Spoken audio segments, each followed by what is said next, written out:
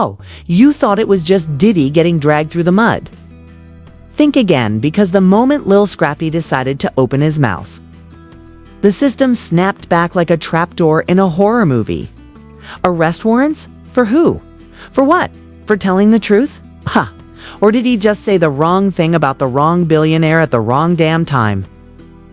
Yep, Lil Scrappy, the same rapper turned reality star who was just giving his 2 cents on Diddy's House of Smoke and Mirrors, is now apparently public enemy number 1, and the timing, too convenient, right after he spilled the tea. Suddenly, boom, legal trouble. Ain't that a plot twist straight out of a Netflix thriller? So now we gotta ask, did Scrappy testify? Or confess to something they didn't like? Did he touch a nerve? Expose too much? Or are we just watching a Hollywood cleanup job in real time? Because if speaking out turns you into a target, what kind of truth are they trying to bury? Oh, buckle up, fam, because this rabbit hole is about to go deep. Hit that like button, because what we're about to unpack is messier than Diddy's baby oil bill. So let's rewind for a second. You mean to tell me that Lil Scrappy, mister, you don't want no problems? Reality TV veteran, Southern rap royalty, and one of the few people bold enough to speak on what really goes down in the mansions of music moguls, is now the one facing an arrest warrant? Not the billionaire with a baby oil empire and 1,000 locked doors, but the man who decided to finally speak up. Something's not adding up, and everybody with 2 brain cells knows it. It's almost poetic. The minute he stops playing industry, politics, and starts spilling real tea on Diddy's so-called parties, the system snaps back like a rubber band wrapped around the truth. And it's not just timing that's suspicious, it's strategic. The second Scrappy's name started trending for saying what half the industry whispers behind closed doors, suddenly there's a warrant with his name on it. For what? For existing? Or for letting a little too much slip? Now, let's be real here. Scrappy isn't exactly some squeaky clean gospel singer. He's been around the block. But what he revealed during his recent testimony wasn't some drunk rant or tabloid rumor. It was a controlled detonation of the entertainment elite. He painted a picture of Diddy's empire that looked less like a hip-hop dynasty and more like a psychological thriller. You've got mansions full of celebrities, wild parties that don't stop for days, and let's not forget a suspicious obsession with baby oil by the gallon. And when Scrappy said he felt something was off, that wasn't just him being poetic.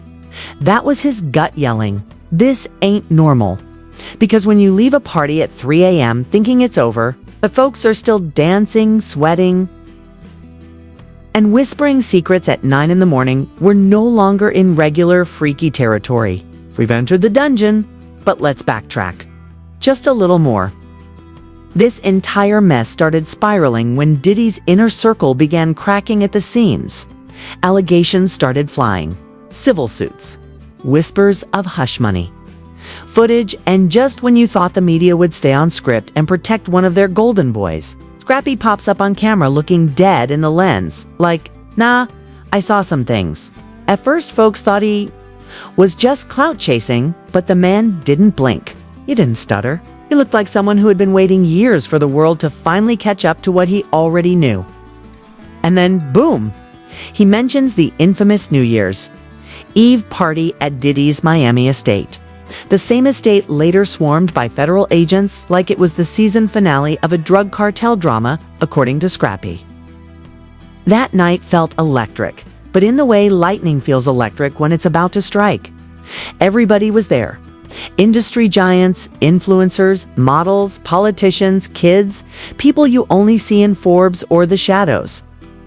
But it wasn't just the celebrity overload. It was the energy. It felt off. Scrappy said he stayed mostly on the outside watching the madness, from a safe distance, and for good reason. Because behind those inner doors, the ones only a select few could walk through, that's where the real show began. You see, not all parties are created equal. Some are about music, celebration vibes, and others are about control, power, experimentation, and silence. Scrappy, in his own words, said he didn't feel right going deeper into another man's house, which sounds innocent enough till you realize what he might have avoided by trusting his gut. Because what happened after 3 a.m. was the stuff of nightmares. People were still at that house at 9 a.m., not just sipping mimosas, but still knee-deep in whatever freak-off was going down inside. And Scrappy started asking the question that's been on our minds ever since. Bro, what are you still doing at another man's mansion at 9 a.m. after an all-night party? That ain't just overdoing it. That's something else entirely. That's a ritual. He broke it down real clear. There's freaky, and then there's whatever this was. Scrappy said, I like freaky SH, but not kinky SH. And make no mistake, that wasn't a joke. That was a warning. Because according to him, what was happening behind those velvet curtains wasn't fun, wasn't mutual, and sure as hell wasn't harmless. It was control, manipulation, humiliation. A power trip for the rich and connected who get off, not on sex, but on secrecy and baby oil. That wasn't just some eccentric vibe prop. According to Scrappy, there were rumors that the stuff was laced with what? Something that made you forget. Something that erased your memory of the night so thoroughly you'd wake up thinking the party never happened. Just vibes, right? Just a blurry good time. Except for the people who never asked to be drugged, never asked to be locked in. And here's where it gets even more twisted. Scrappy says the movie blinked twice. A fictional story about rich men flying women out to a luxury island, drugging them, trapping them, was suspiciously close to what's been whispered about Diddy's circle for years. Think about that. A movie meant to entertain is basically functioning as a documentary. Because in Scrappy's words, some of these girls thought they were out for a weekend. They didn't realize they were being held for days, weeks. And while the world danced to bad boy records, this is what was allegedly happening behind closed doors. But it wasn't just what Scrappy saw. It was who he saw. He said everybody was there. Ales, celebrities, streaming execs, fashion designers. It's the people who control your screen time, your feed, your money. It's all there, all complicit. Because when he said everyone has stories, but nobody talks, he wasn't exaggerating. These folks weren't in the dark, okay? Were just in denial. Or worse, they were in on it. And this industry, it doesn't reward truth. It punishes. You stay quiet, you get the invite. You talk, you get the paperwork. So when that Cassie video dropped, the whole game changed. Scrappy said that was his final straw. The footage showed what people refused to believe Diddy wasn't just eccentric, he was dangerous. Scrappy said, loud and clear. Let that dude go where he going. I got daughters I don't play with. That SH, that wasn't a line for the camera. That was a father drawing the line. That was a man done with the games. And just when you thought maybe, just maybe, Scrappy would be praised for speaking out, the opposite happened. News started leaking that a judge had signed off on warrants tied to Lil Scrappy. And just like that, he wasn't a witness anymore. He was a target. They said it was unrelated. Yeah, and I'm the Easter Bunny. Easter Bunny. Because Scrappy didn't just speak, he unlocked a door. And once that door creaked open, the industry scrambled like roaches when the lights come on. Suddenly, there were whispers, texts going missing, PR teams in overdrive. And what do? You know, leaked internal memos conveniently circulating online, according to one so-called confidential report. Someone in Diddy's legal team flagged Scrappy weeks before he ever spoke publicly.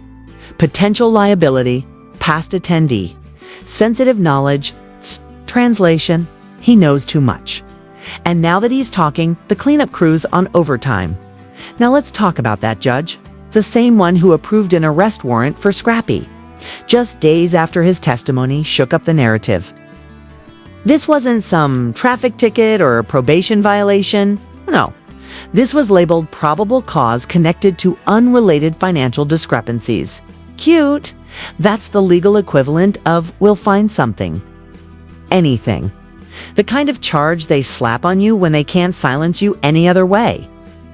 Like, oops, your name popped up in a tax audit from 2019. Guess we have to cuff you now? The timing, absolutely coincidental. Just like how every camera that caught Diddy's private jet arriving mysteriously lost footage during the same week. And while the mainstream media tried to spin, it's like Scrappy's just another reckless celebrity with money problems. The people watching knew better. The streets were talking. The comments were on fire. Nah, they trying to shut him up. He must have touched a nerve. He said too much, and now they coming for him. That's not paranoia, that's pattern recognition. 'Cause in this twisted little circle of fame and power, you don't need to be guilty of a crime. You just need to be guilty of telling the wrong story. And speaking of stories, let's get into what the anonymous sources are saying now. One alleged former assistant at one of Diddy's Miami properties claimed Scrappy wasn't even supposed to be invited to that New Year's Eve party. He got in through the wrong list. You know, the kind of list that doesn't get vetted, just passed along because someone owed someone a favor.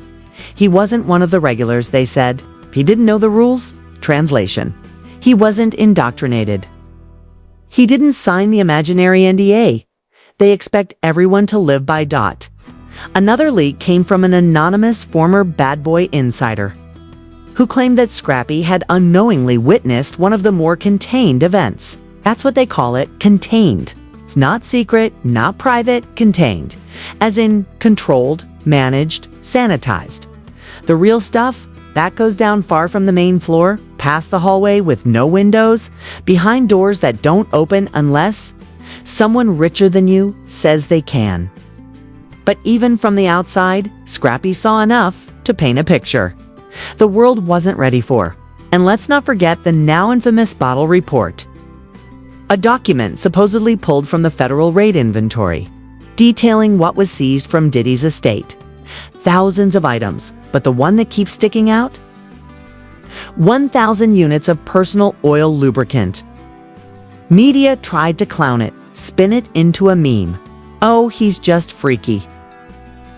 But Scrappy wasn't laughing. He said straight up that wasn't for pleasure, that was for power. They not telling you what's in the baby oil, he said. They pour that SH in your drink. Now, whether that's literal, metaphorical, or just terrifying is up to interpretation. Tell me who buys 1,000 bottles of anything unless they're running an operation. A party, maybe. A pattern. More likely, a problem. Absolutely. And then, as if the universe wanted to twist the knife, public records started surfacing, showing some questionable funds moving through accounts Scrappy was connected to. Minor stuff like delayed tax filings, unpaid appearance fees, or suspicious wire transfers that magically became criminal once he opened his mouth about Diddy. That's how they work. You're clean until you're inconvenient. Then suddenly every mistake, every late payment, every bounced check becomes a scandal. And the same people who shook your hand at those parties, now they don't know you. Now you're radioactive. Online. It was chaos. Hashtags like Free Scrappy, Diddy Cover Up, and hashtag Who Got the Baby Oil were trending, disappearing, trending again.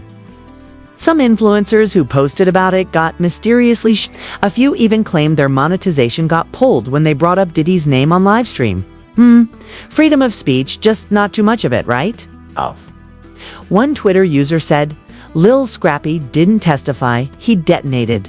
Another posted, this ain't no scandal, this is organized silence. People started making connections, real or imagined. Who else had gone to those parties and never been seen again? Why did certain names always disappear from articles? Why did interviews suddenly get postponed indefinitely after guests dropped even a hint about what they saw behind the scenes? And then came the fake apologies. Not from Scrappy, but from insiders trying to soften the blow. Well, Diddy's just misunderstood. Those parties were exclusive, not exploitative. Oh, please. You don't need blackout curtains, a no-phone policy, and industrial-grade soundproofing for a game of Uno. This ain't brunch. Baby, this is behavioral conditioning disguised as high society fun. Hey, and Scrappy. Knowingly or not, just burned. The invitation list. And that brings us right back to the question nobody wants to answer. What exactly did Scrappy say that made the system come for him? Because it wasn't just the baby oil. Wasn't just the 9 a.m. party marathon. It was the fact that he confirmed what others only hinted at, that these parties weren't parties at all. They were auditions for silence. And the ones who stayed quiet got rewarded. But the ones who left early, the ones who spoke up, they became liabilities. Scrappy wasn't supposed to become a voice. He was supposed to be another body in the background, nodding, sipping, forgetting. But instead, he broke the code. He said, I got daughters. And in an industry where men sell their souls for clout, that kind of integrity, that's a threat. That's dangerous. That's arrest warrant worthy, apparently. So now the question is, how far are they willing to go? To make an example out of him? Because let's not pretend this ends with one warrant. Already, there's speculation that more charges are coming. Conspiracy, obstruction, defamation, whatever sticks. If they can't shut him up, they'll drown him in paperwork until he disappears. The same way others before him have vanished into silence. Some retired, some got canceled. Some got offered fat checks and conveniently relocated to focus on family. But Scrappy? It doesn't look like he's going anywhere. And that's the real problem. He's still talking, still poking the bear, still daring the system to do its worst. Which means this story, it's just getting started. 'Cause if you think this ends with Scrappy behind bars and Diddy back on a yacht, think again. The walls are closing in, and this time even the velvet rope can't hold them. Back. The walls are closing in, and this time even the velvet rope can't hold them back. What started with whispers is now turning into a full-blown roar. And the people who used to pull strings from behind the scenes are watching their whole world unravel on center stage. And guess what? Lil Scrappy's not backing down, not hiding, not going silent. He's walking through this storm with his head up. It's like a man who knows exactly what he saw, and even more terrifying to them, exactly what he remembers. See, this ain't about one man anymore. It never was. Diddy just happened to be the most visible thread in a tangled web of money, power, privilege, and perversion. Scrappy pulled on that thread, and now the whole damn thing is coming undone. Leaks are pouring in, not just about the parties, but about the people. Names, dates, transactions, flights, hidden properties. Cleaning crews flown in before raids. Surveillance footage that mysteriously vanished. One anonymous industry source claimed federal agents recovered encrypted phone backups from one of Diddy's LA properties backups that, allegedly, contained messages involving several high-profile rappers, executives, and celebrities discussing event coordination using code words. One of those words, Midnight Spa. Sounds innocent until you realize no spa operates with blackout curtains, locked doors, and a guest list full of verified accounts. And now that Lil Scrappy cracked open the door, everyone else is panicking. Lawyers are scrambling. Publicists are writing statements before their clients even get exposed. You know it's serious when Alistairs who never respond to drama suddenly start dropping. I have no affiliation with those individuals' posts like wildfire. But here's the kicker. No one even said their names yet. Guilty conscience. Much. Meanwhile, the media can't decide whether to blacklist Scrappy or use him to boost ratings. Some outlets are portraying him like a paranoid rebel spiraling out of control. Others are calling him brave. One headline said, "Rapper or reckless witness. Lil Scrappy's testimony shocks the industry." It's funny how they ask questions instead of giving answers. Why? Because they're afraid of the same thing.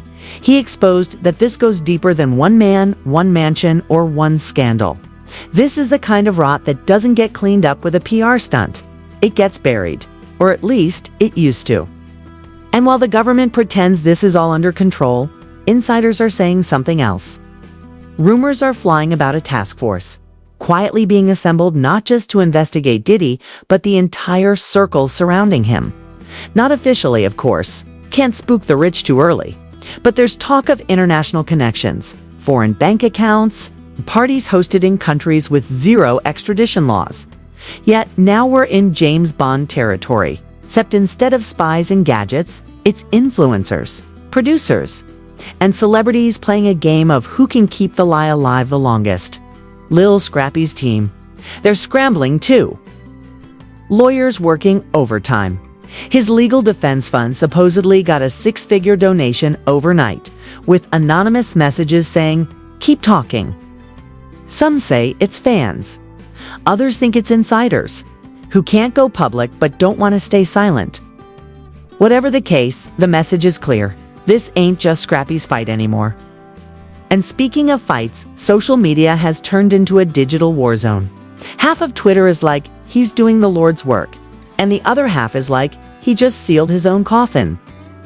TikTokers are dissecting every second of his interviews, looking for hidden meanings. Reddit's lit up with conspiracy. Threads longer than Diddy's resume. People connecting dots, throwing around names, creating timelines. And while some of it's wild speculation, a scary amount of it is starting to make sense. The overlaps, the coincidences, the way people suddenly stop showing up in public after being named in certain underground conversations. But the scariest part, it's not what we know, it's what we don't. How many others are sitting on stories they're too afraid to tell? How many NDAs were signed under duress? How many careers got bought into silence? And how long has the industry known what Scrappy only just dared to say out loud? 'Cause this isn't about being freaky, it's about being untouchable. It's about people who think money erases accountability. That power protects them from ever having to explain themselves. That parties with no clocks, no phones, and no rules are just eccentric fun. And if you call it out, you're the problem. You're crazy, you're bitter, or conveniently under investigation. So what now? Well, according to recent court leaks, Scrappy is facing formal charges connected to financial misconduct. But the evidence being presented is thin, suspicious, and, wait for it, completely unrelated to anything he said about Diddy. Classic diversion play. Distract, discredit, destroy. But here's the twist. The louder they try to shut him up, the more people are listening. 'Cause now it's not just fans watching, it's feds, it's watchdogs, it's other celebrities who finally feel like maybe, just maybe, they're not crazy for remembering the things they were told to forget. And here's what's even wilder. A few anonymous industry names have allegedly reached out to Scrappy's legal team. Not to condemn him, but to join him. Whispers of a class action suit forming. Not against Scrappy, against the machine. Victims, former employees. Even ex-security contractors who allegedly saw things but were paid to stay quiet. This thing might turn into a full-blown Recco-level implosion, if it's not already halfway there. Meanwhile, Diddy, silent. No new statements. No defiant Instagram. Lives just a digital ghost surrounded by lawyers and silence. His camp says he's focusing on family and business, but sources close to him say he's in full panic mode. One insider said his legal team has been in non-stop strategy meetings and that several longtime associates have already jumped ship, fearing what comes next. And what is next? That's the million-dollar question. Will Scrappy beat the charges? Will more witnesses come forward? Will this open the floodgates for decades of covered-up crimes? Or will the machine chew him up and spit him out like it has so many others? Because let's be honest, the industry knows how to protect itself. It's done it before. It thrives on silence, on shame, on distraction. But this time feels different. It's time the cracks are showing. And if Lil Scrappy's not afraid to keep talking, who else might finally speak? Maybe this is bigger. Then Diddy. Maybe it's not just about baby oil and blackout parties. Maybe this is the moment the whole foundation finally starts to crumble. And when it does, the people who thought they were untouchable will be the ones with the most to answer for. So now it's up to us, The ones listening, the ones watching, to decide how this ends. Do we ignore it, scroll past it, pretend it's just another scandal? Or do we dig, ask questions, stay loud? Because the truth has always been there, buried under the glitz, behind the fame, beneath the lies. And now that it's crawling out, there's no going back. So now that the curtain's been yanked open and the shadows are running scared, what are you going to do? Sit back and act like you didn't hear a damn thing? Or are you going to help push this truth into the spotlight where it belongs? Because let's be real, if Lil Scrappy can risk arrest, backlash, media smear campaigns, and the wrath of Hollywood's inner circle just to speak up, the least you can do is hit that like button.